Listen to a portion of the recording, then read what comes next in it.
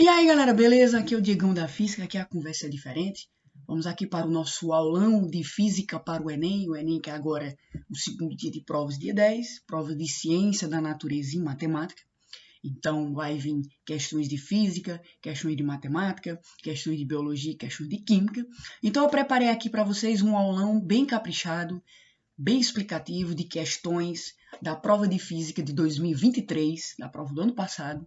O material desta aula vai estar no link da descrição. O link você baixa o PDF do arquivo. O slide da aula também estará na descrição. Então vocês baixem. Eu sugiro que vocês, antes de ver o vídeo, baixem o material que vai estar aqui na descrição.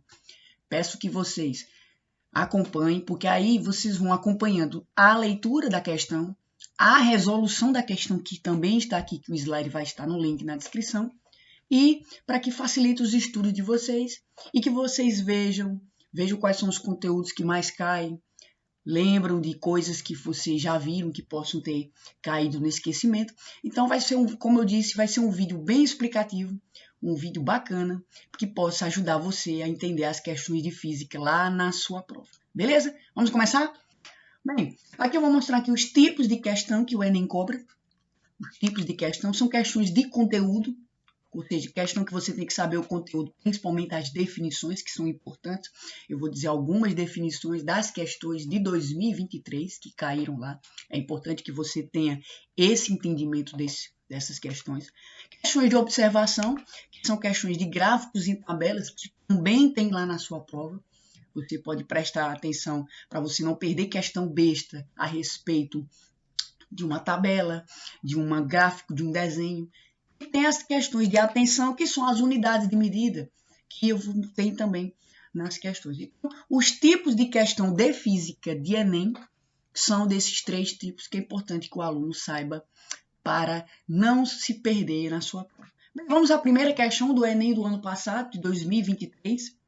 Veja, vamos ler aqui a questão, né? Um professor lança uma esfera verticalmente para cima, a qual retorna após alguns segundos, ou seja, ele vai jogar alguma coisa para cima e volta. Ao ponto de lançamento em seguida, uma lista de quadro com todas as possibilidades das grandezas cinemáticas. Veja, é uma questão de quê? Observação e tabelas. Tá aqui a tabelazinha aqui, ó. Ele solicita aos alunos que analisem as grandezas cinemáticas no instante que a esfera atinge a altura máxima. Isso é importante, ó. Você destaca isso aqui, a altura máxima, que é um ponto importante. Escolhendo uma combinação de modos de sentido da aceleração e velocidade. Rapaz, e agora? Aí é que você imagine. O que está acontecendo na questão é isso aqui, ó. Ele está jogando uma bola para cima. A bola chega lá na altura máxima, que é aqui. Quando ele chega na altura máxima, vai por um leve instante de tempo, não tem mais velocidade para subir, porque à medida que o corpo vai subindo, a velocidade vai caindo, chega um ponto lá em cima que ele para e retorna. É o que está acontecendo aqui, ó. No lançamento vertical, a aceleração reduz a velocidade do objeto. Então, se ele vai parar lá em cima, é porque a velocidade na subida vai reduzindo. E ele volta a cair em queda livre. Então, se a gente voltar para a questão, ele quer o quê? A combinação correta para o que acontece na altura máxima, lá em cima. Lá em cima, a velocidade é zero. Como já vimos aqui, ó. A velocidade é zero. E a aceleração. Gente, a aceleração na altura máxima, naquele ponto, o corpo começa o quê? A cair. Se o corpo começa a cair, então a aceleração ele tem que ser o quê? Para baixo. Ela tem que ser para baixo e ela tem que ser o quê? Diferente de zero. Porque é a aceleração da gravidade. Então a letra que nós iremos marcar aqui é a letra o quê? É a letra C. A velocidade é zero lá em cima e a aceleração é diferente de zero. E qual o sentido? Para baixo, porque ele está o quê? Descendo. Então, se você sabe esse macete aqui, ó, se você sabe esse macete aqui, você consegue facilmente essa questão. É uma questão de observação e também um pouco de atenção, que você pode fazer isso na hora da prova. Joga um lápis para cima e pega. Joga o lápis, ele para num certo instante de tempo e volta. acontece exatamente isso aqui. Você deve já ter feito isso alguma vez durante os seus estudos, beleza? Então aqui a letra correta, letra C, uma questão tranquila para você resolver lá na sua prova. Questão um pouquinho de atenção e você saber que é a altura máxima que ele está pedindo. Vamos à questão de número 2. O fogão por indução funciona a partir do surgimento de uma corrente elétrica induzida no fundo de uma panela, como consequente de transformação de energia elétrica em calor por efeito Joule. A principal vantagem desses fogões é a eficiência energética, e substancialmente maior do que as dos fogões convencionais. A corrente elétrica mencionada é induzida. Primeiro, vou mostrar aqui a foto do que é um fogão por indução. É um bicho desse aqui. Ó. É um fogão desse aqui. Na verdade, como é o funcionamento dele? Embaixo desse negócio aqui tem um ímã. E a partir do momento que você aperta o botão aqui, o ímã começa a girar. Esse movimento do ímã, em movimento, também gera uma corrente induzida. Beleza? Eu quero saber, a corrente elétrica mencionada é induzida pelo quê? O que conduz a corrente elétrica aqui nessa boca, que na verdade cada boca dessa é um ímã? Como é que vai ser o quê? A corrente elétrica é induzida por radiação? Não é. Não tem radiação. É por condução? Também não é. É por ressonância eletromagnética? Ressonância é o próprio aparelho. Tem um aparelho de ressonância magnética. Então só pode ser um campo elétrico variável ou um campo magnético variável. Neste caso aí, olha só o que vai acontecer. O ímã ele está em constante movimento. Porque esse ímã lá na boca, ele faz isso aqui. Ó. Ele mexe. Ele mexe fazendo isso aqui. Ó. Ele mexe fazendo isso. Ó. Ele mexendo fazendo isso, ele cria uma corrente induzida. Uma corrente induzida cria um campo magnético variável. Quando a corrente é induzida, o campo magnético é variável. Por isso que a letra ó, é a letra D. Nesses fogões por indução, o campo elétrico induzido produz um campo magnético variável. O campo elétrico ele não é variável nesse ponto. Então, só pode ser que a questão correta é a letra D. Beleza? Vamos aqui a mais uma. Questão de número 3. Uma questão também boa. Uma questão sobre polias. Uma questão sobre tipos de força. Né? Uma questão bem complexa, no que eu posso dizer o seguinte. Vamos lá aqui. Na academia decide tocar gradualmente seus aparelhos de musculação. Agora os frequentadores que utilizam o aparelho do tipo 1, que é esse aqui de baixo, que é esse aqui do lado esquerdo, vão levar cargas correspondentes da massa M1 e M2. Pode usar o aparelho do tipo 2, com velocidade constante. A fim que o exercício é realizado com a mesma força, os usuários devem ser orientados a respeito da relação entre a carga entre os dois tipos de aparelho, já que as polias fixas apenas mudam a direção das forças, já a polia móvel divide as forças. Em ambos os aparelhos, considere as cordas inextensíveis, as massas da polia da corda depressiva, não há dissipação de energia. Beleza. Eu tenho aqui, ó, do tipo 1, eu tenho só polias fixas. Né? Eu tenho 3 polias fixas, uma aqui embaixo e 2 lá em cima. E no tipo 2, eu tenho uma polia embaixo e 2 lá em cima. Tranquilo? Beleza. Vamos ver o que vai acontecer. Vamos ver o que vai acontecer. Eu quero a razão das massas, ou seja, a razão da massa M2 e M1. Se eu coloco uma polia móvel, o que vai acontecer? O que vai acontecer? Primeiro, nós temos que saber os principais tipos de força, que são assunto do primeiro ano. Eu tenho aí força-peso, eu tenho força normal, eu tenho força de tração e tensão, que é o assunto em especial da questão, porque fala de cordas, ó, cordas e polias. Então, tudo que fala de corda é chamado de força de tração. Eu tenho a força elástica e a força de atrito, para a gente colocar aqui só para a gente ter uma noção do que a gente pode pedir. Beleza. Aqui, ó. Aqui o que acontece? Quais são as forças que estão atuando lá do pezinho quando está sendo puxado pela polia? Aqui, ó. Né? Acima tem a força de tração e para baixo tem a força-peso. Tranquilo. Né? Como é que a gente vai resolver? Vamos aqui a resolução. Na polia 1, as forças atuando na massa 1 é a força e o peso. Ou seja, na polia 1 só tem isso aqui, ó. Na polia 1 só tem esse detalhe. Beleza, continuando. A resolução aqui, a polia 1, as forças atuando são M1, são a força 1 e a força peso. E elas são o quê? Iguais. Então, a força 1 igual a M1 vezes a gravidade. Tranquilo. Na segunda polia, temos, por conta da polia móvel, o cabo exerce uma força sobre a massa M2, que está em equilíbrio. As mesmas forças estão na polia, só que detalhe, na polia móvel, se você voltar para a figura, eu tenho duas forças puxando, eu tenho dois cabos, um cabo de cima e o outro cabo que vai para a polia lá em cima, porque a polia é móvel. Eu tenho duas cordas puxando o corpo, por isso que a força ficou 2F aqui na frente. Beleza?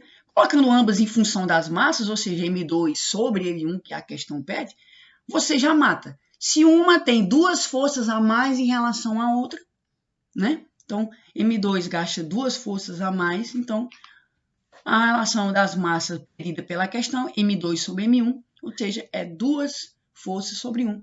Então, a resposta correta é o número 2, ou seja, qual deve ser a razão de M2 informada pelos usuários. Então, quando uma polia móvel, você tem mais força sobre o corpo,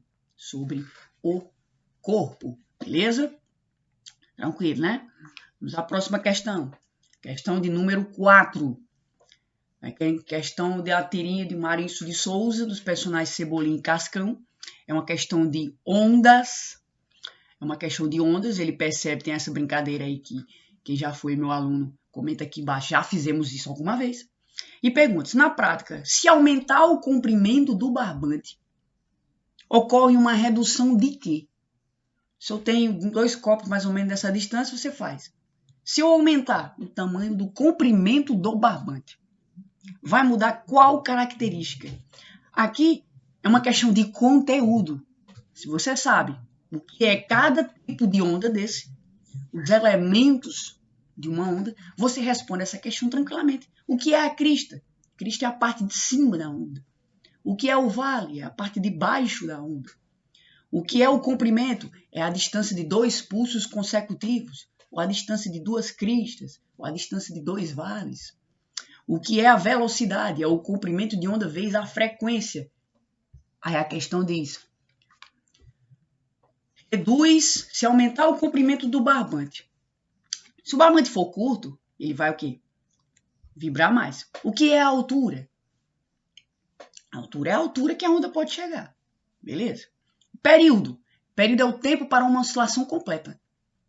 Tempo para uma oscilação completa. O que é a amplitude? É a altura máxima. O que é a velocidade? É o comprimento vezes a frequência. E o comprimento de onda. Então, gente, a questão em si, ele diz, quando aumenta o comprimento do barbante, vai reduzir a altura da onda? Vai reduzir o período? Vai reduzir a amplitude? Ou vai reduzir a velocidade ou o comprimento? Ele vai reduzir nada mais nada menos do que a amplitude. Porque se vai ficar mais comprido, quando é mais curto, a amplitude fica bem mais alta, porque o som viaja de uma maneira pelo ar. Então, se tem um copo aqui e outro copo aqui, a velocidade de propagação faz que a onda tenha uma amplitude muito maior. Se você aumenta o comprimento, o som vai diminuindo a sua amplitude. Essa questão você pode construir muito com a altura. A altura é a mesma, por conta de quê? Da corda.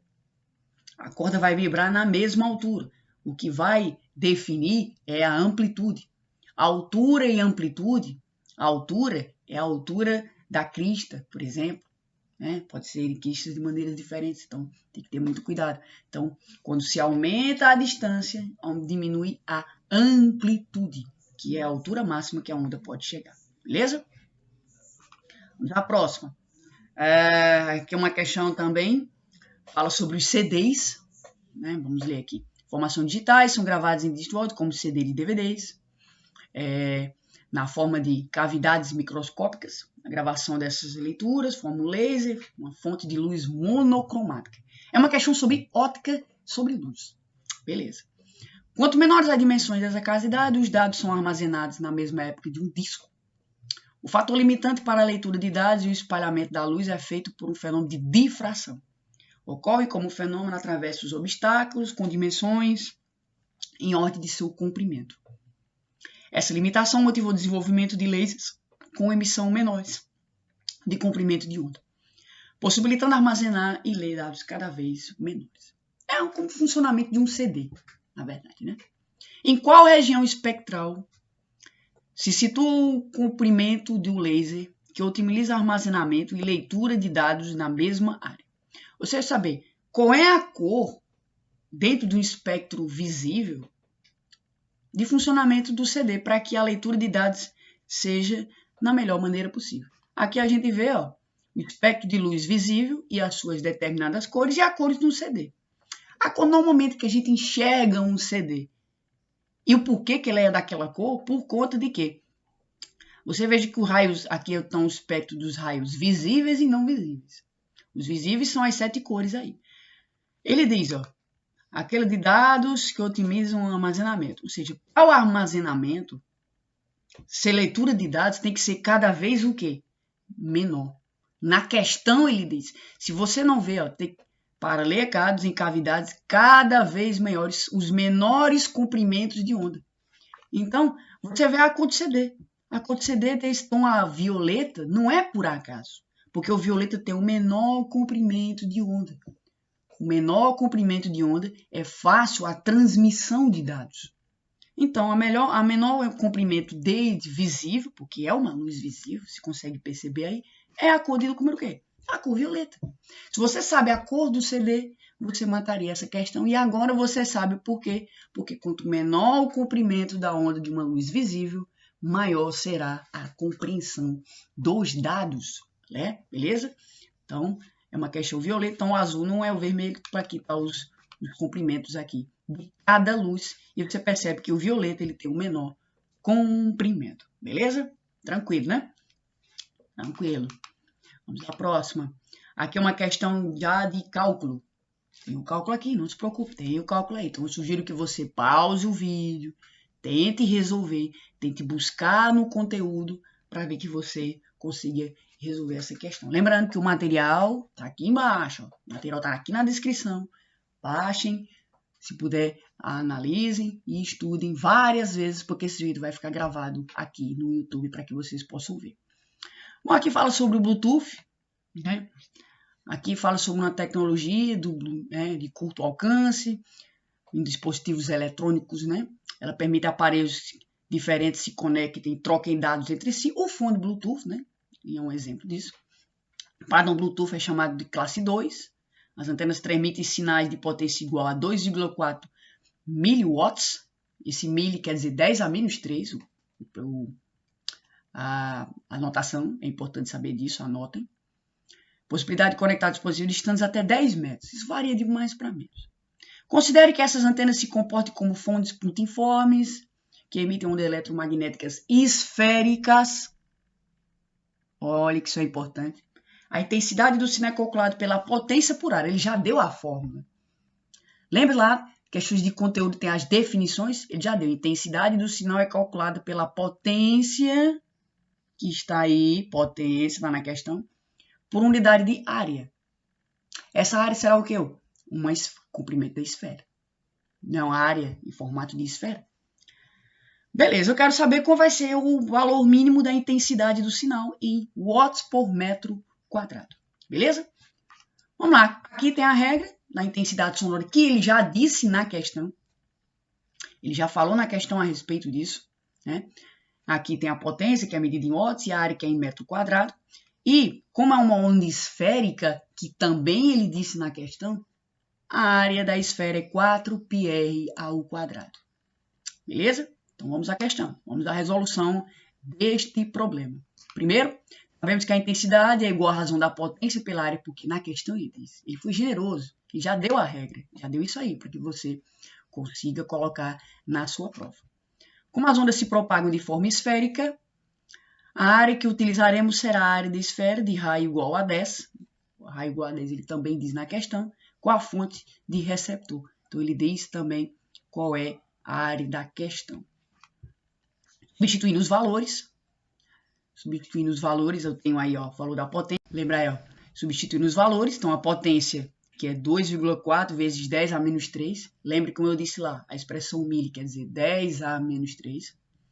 E a área, né, 4πr ao quadrado, 4, o π ele mandou considerar 3, r é 10 ao quadrado, metro quadrado. E aí você fazendo o cálculo direitinho, 4 vezes 3, 12, então dá 12 vezes 10 a menos 2, você transforma em fica duas notações científicas, então você divide os números e subtrai os expoentes.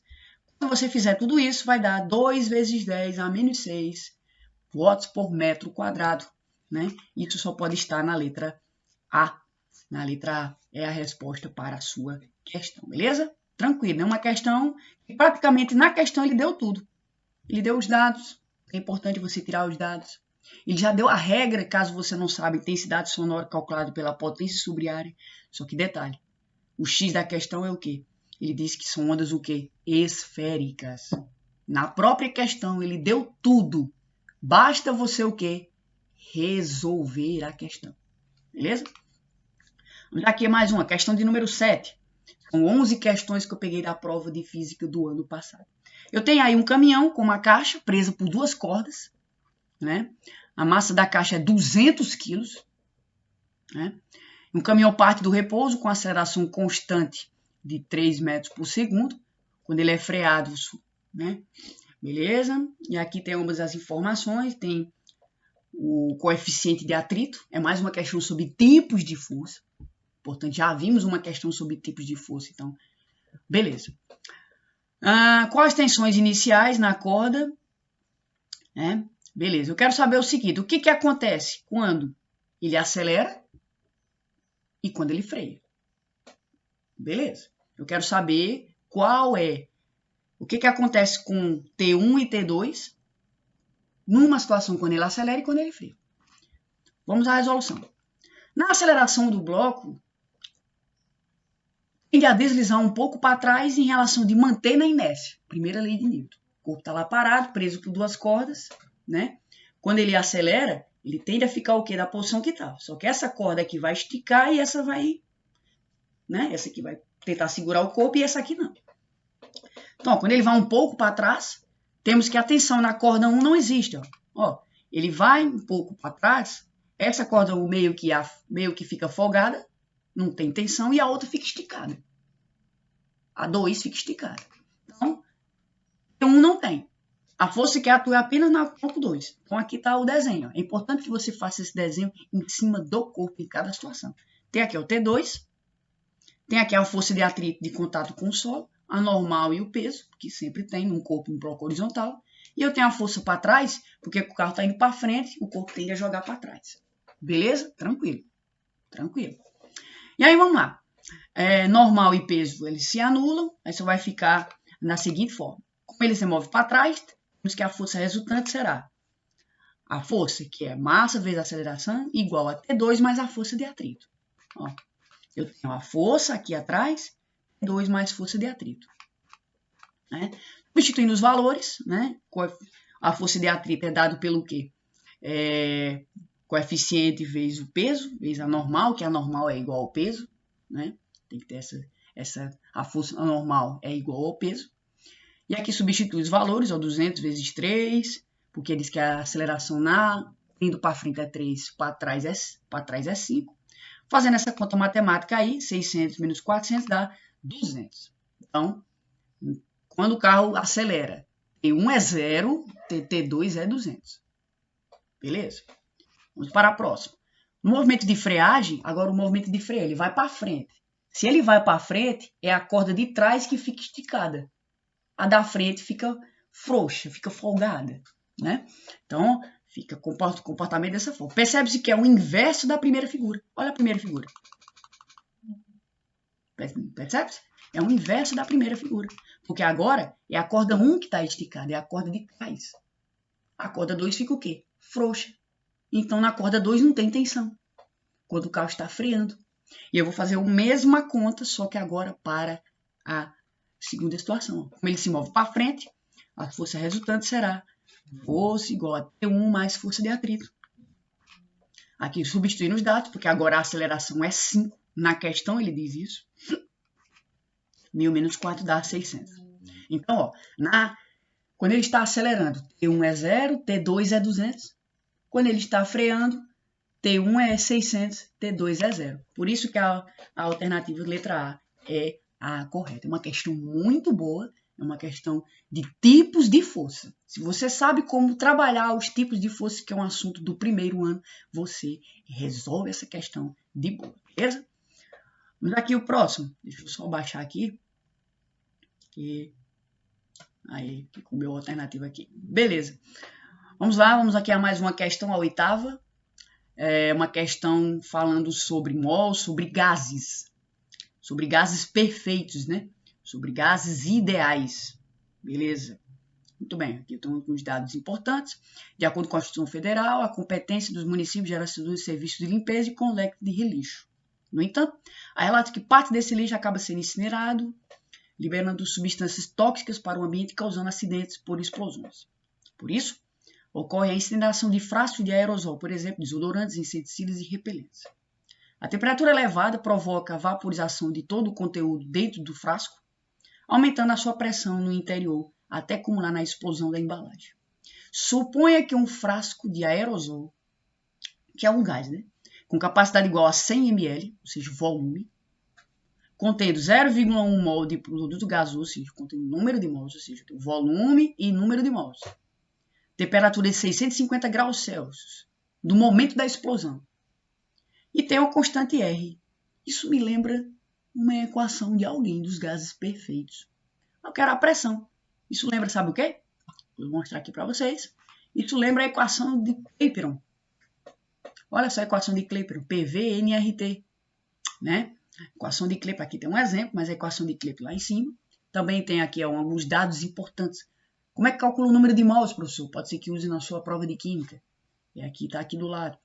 Ele fala sobre a temperatura. Essa temperatura é em Kelvin. Tá? Aqui é a conversão de temperatura, de Celsius para Fahrenheit para Kelvin. Ele tem que transformar com mais 273, como nesse caso aqui. Vamos à resolução da questão. Vamos lá. Aqui é analisar a equação de Clapeyron, prever igual a nRT, a equação dos gases perfeitos, né? A gente quer somente a pressão, então vai o volume para lá dividindo. Lembrando que tem que converter a temperatura para Kelvin, tem que, no caso, somar com 273. E aí você encaixa na regra. O número de mols está na questão 0,1. A constante 0,082. Está lá na questão também que ela é constante.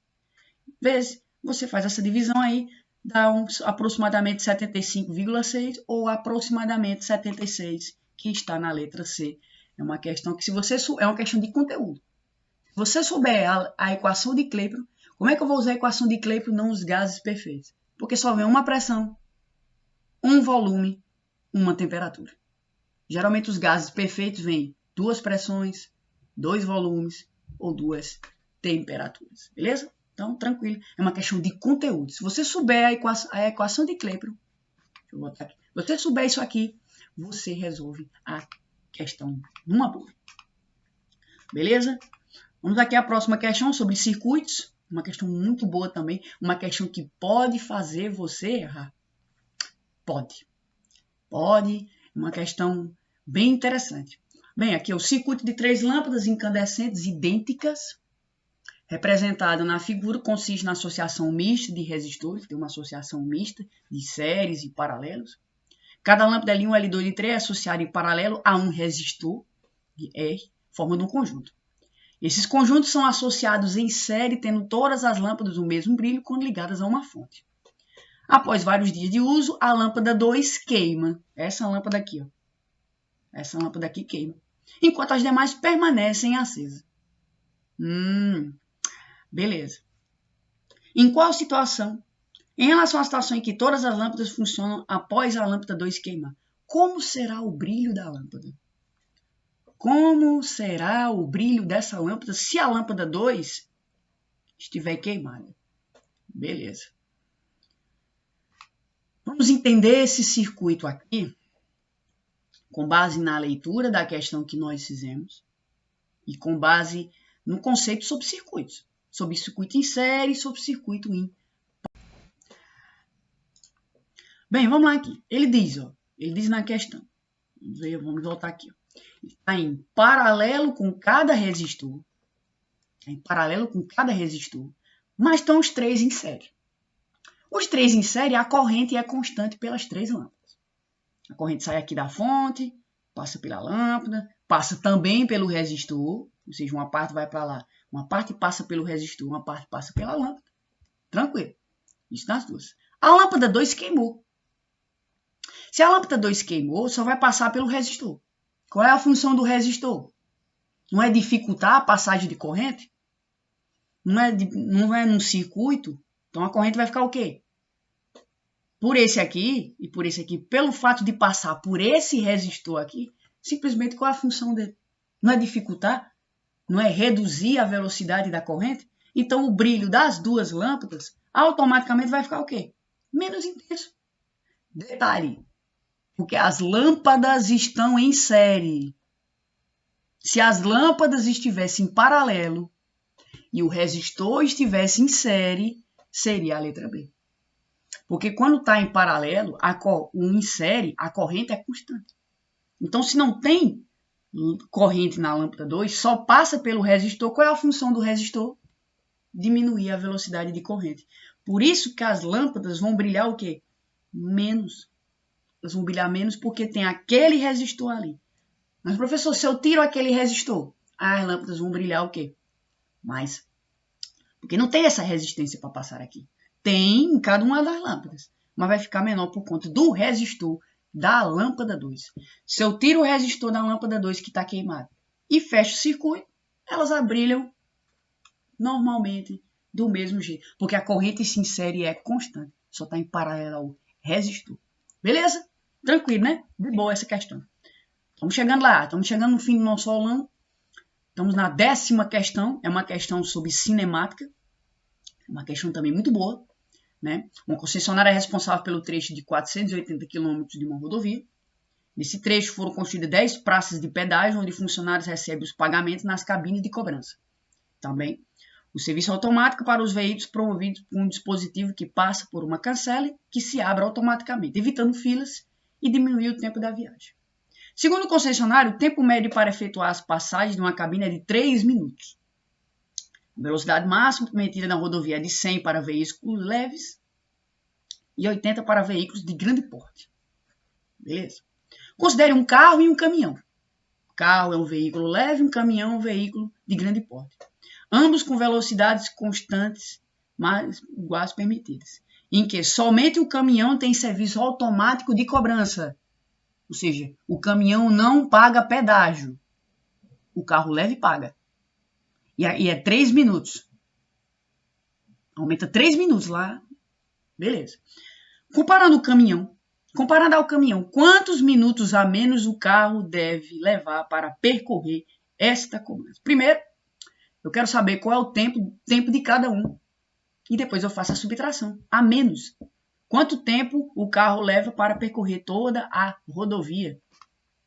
Aqui é uma questão de velocidade média. Velocidade média é o espaço sobre tempo. Né? Aqui também tem a aceleração média para que você possa relembrar também. Vamos à resolução. Vamos lá. Vamos calcular o tempo do trajeto de cada um. Aqui o tempo do carro, a velocidade do carro, 100 km por hora. A velocidade da rodovia, que é a mesma para os dois, 480. Divide, então, somente o percurso é 4,8 horas. Porém, somando com o tempo de parada nos pedágios. Não pararam 10 vezes, não tem 10 pedágios? Cada um ficou 3 minutos, então ficou mais 30 minutos parado no pedágio. Somando, dá 5 horas e 5,3 horas. Esse é o tempo do carro. Esse é o tempo do carro. Bora lá que tem 5,3 horas lá na alternativa. Mas temos que também calcular o tempo do caminhão. Caminhão, velocidade de 80, distância é a mesma. Substitui e dá um tempo de 6 horas. O caminhão não tem cobrança de pedágio, ele passa direto. Quando ele chega, a cancela abre e ele vai embora. Então não perde tempo no pedágio. Subtraindo os tempos dá 0,7 horas. Mas percebe-se que lá na alternativa está em minutos. 1 minuto tem 60 segundos. 0,7 dá 42 minutos. Então, letra correta, a letra B. Uma questão muito boa e muito interessante. Porque na questão ele diz, 480 km ele diz quantas praças de pedágio tem, cada uma dura 3 minutos, então ele gasta 30 minutos nesses pedágios, dá a velocidade do carro, a velocidade do outro. É uma questão muito interessante, é uma questão sobre cinemática que dá para você revisar bem na sua prova, beleza? E vamos à nossa última questão do nosso aulão, questão sobre ondas. Ondas, percebe-se que é um assunto que caiu em boa parte das questões, a gente já fez, se não me engano, é a segunda questão de ondas que nós vamos fazer aqui. É uma questão sobre, ele fala um pouquinho sobre o petróleo, sobre ondas mecânicas, sobre o eco, que são vibrações que batem no objeto e retornam, né? Beleza. Então, o petróleo é uma matéria-prima muito valiosa, métodos geofísicos que são úteis para a percepção, é possível encontrar uma composição de materiais estratificados, medindo a velocidade de propagação do som, que é uma onda mecânica, através. Considera a camada de 450 de um líquido, tá aqui o líquido, 450 metros, que encontra-se presa ao subsolo entre duas camadas rochosas, como mostra o esquema aí. Um pulso acústico que gera uma vibração mecânica emitido para a superfície do solo, onde posteriormente são recebidas vibrações refletidas, o eco. A primeira correspondente à reflexão do pulso na interface superior do líquido com a camada rochosa. A segunda vibração deve a reflexão do pulso na parte inferior. O tempo entre a emissão do pulso e a chegada do primeiro eco é de 0,5 segundos e do segundo é 1,5 após a emissão do pulso. Isso é importante. Lança o primeiro, né? A chegada do primeiro é de 0,5 após a emissão e a chegada. Depois ele lança de novo, aí já demora um pouquinho mais. A velocidade do som. A equação do onda num eco, por que tem esse 2ΔS? Ele vai e volta. Percorre duas vezes a sua distância. O eco não tem que ir, não tem que voltar. Então é isso que tem que fazer. Velocidade é a velocidade da onda, que é o que eu quero. O ΔS, detalhe, ele só quer do líquido, na camada líquida. Não quer da rocha ou um e da outra rocha. É da líquida. Então, vamos ver se eu tenho todas as informações aqui. Para contar a velocidade do som, usaremos a seguinte forma. ΔS igual a velocidade vezes tempo, que é isso aqui, ó. ΔS multiplica, faz a regra de 3. Para que o tempo seja dado, tem que dar a diferença entre o eco. Lembra da diferença que eu falei? Que ele disse que o primeiro pulso deu 0,5, depois teve 1 segundo, e depois o primeiro pulso do segundo pulso. Então o tempo é 0,6, porque esse é o tempo total do eco, ida e a volta. A distância não é duas vezes o líquido, ele vai passar pelo líquido 450, depois voltar mais 450, então o tempo dá 900. Então você encaixa na regra, V igual a 900 sobre 0,6, isso dá 1.500 metros por segundo.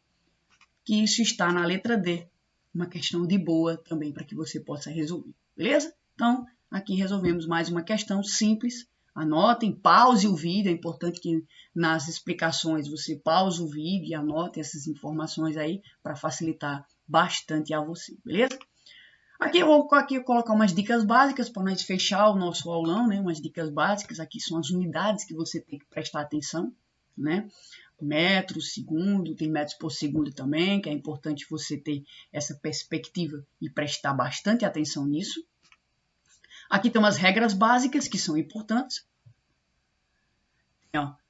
Conversão de velocidade, se tiver em km por hora para metro por segundo, você dividir ou multiplicava.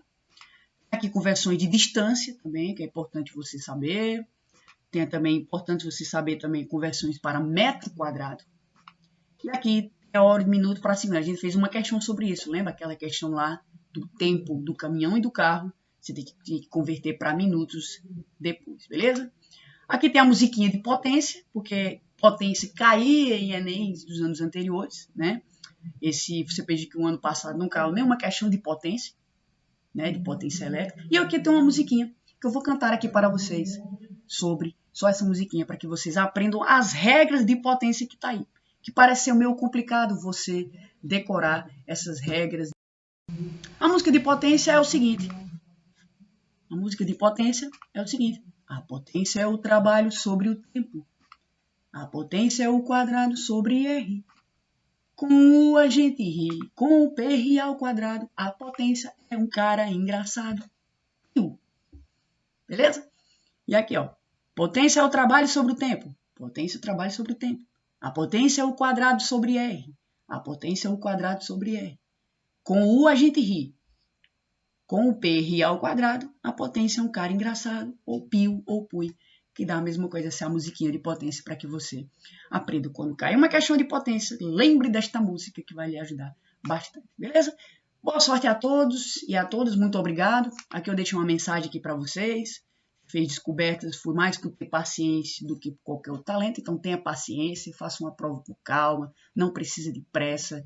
E se Isaac Newton disse isso, eu assino embaixo, então tenha simplesmente calma. Mantenha calma, respire. É importante que você possa, para você fazer a sua prova legal.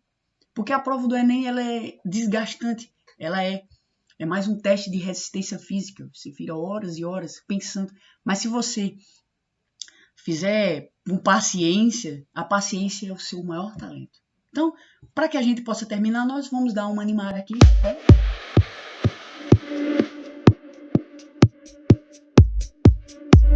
É isso aí, gente. Esse aqui é o meu aulão de para o Enem. Eu espero que vocês tenham gostado. Clicam aqui em gostei, compartilhem,